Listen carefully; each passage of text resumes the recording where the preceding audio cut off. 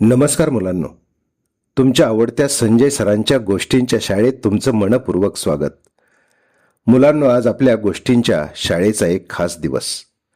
आज आपण 10व्या गोष्टीपर्यंत पोहोचलो आहोत. तुम्ही दिलेल्या प्रतिसादाबद्दल मनापासून धन्यवाद. मुलांनो, आज आपण ऐकणार आहोत एक सुंदर गोष्ट. गोष्टीचं नाव आहे एका बियाचं स्वप्न. मुलांनो, एका शेतात अनेक बिया पडल्या होत्या. त्या बिया एकमेकांना बोलत होत्या, गप्पा मारत होत्या. तुम्ही जशा गप्पा मारता ना, अगदी तसंच बरं का. एक बी म्हणालं, मला मोठं झाड व्हायचंय. दुसरं बी म्हणालं, तुझ्यामुळे काय होणार, तू तर इतकासाच आहेस, चिमुकला आहेस. तेव्हा पहिलं बी काहीच बोललं नाही. पहिला पाऊस पडला. त्या छोट्याशा चिमुकल्या बियाने मातीला घट्ट पकडून ठेवलं. उन्हाचा प्रचंड त्रास सहन केला. पावसाचं पाणी प्यालं. काही दिवस गेले, काही महिने गेले.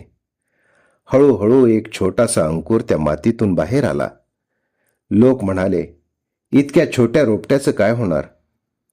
पण रोपटं थांबलं नाही. त्याच्यामध्ये प्रचंड आत्मविश्वास होता, चिकाटी होती, जिद्द होती. मुलांनो, हेच रोपटं एक मोठं हिरवगार डेरेदार झाड बनलं. त्या हिरव्यागार डेरेदार फांद्यावर पक्ष्यांनी सुंदर सुंदर घरटी बांधली.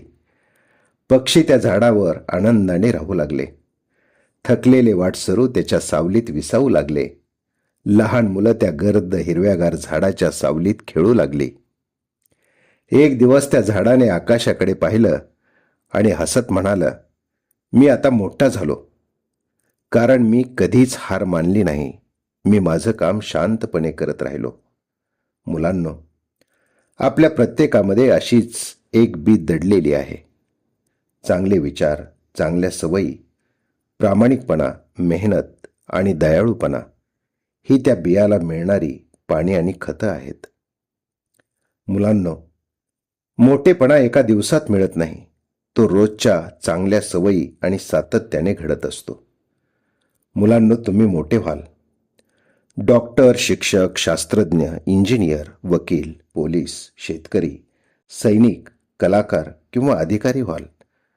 पण त्याआधी एक चांगला माणूस व्हा, कारण चांगला माणूस कोणत्याही पदापेक्षा मोठा असतो.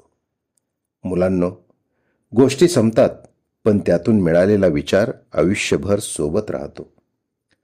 पुन्हा भेटू संजय सरांच्या गोष्टींच्या शाळेत. तोपर्यंत रोज एक गोष्ट, रोज एक नवा विचार आणि रोज एक चांगलं काम.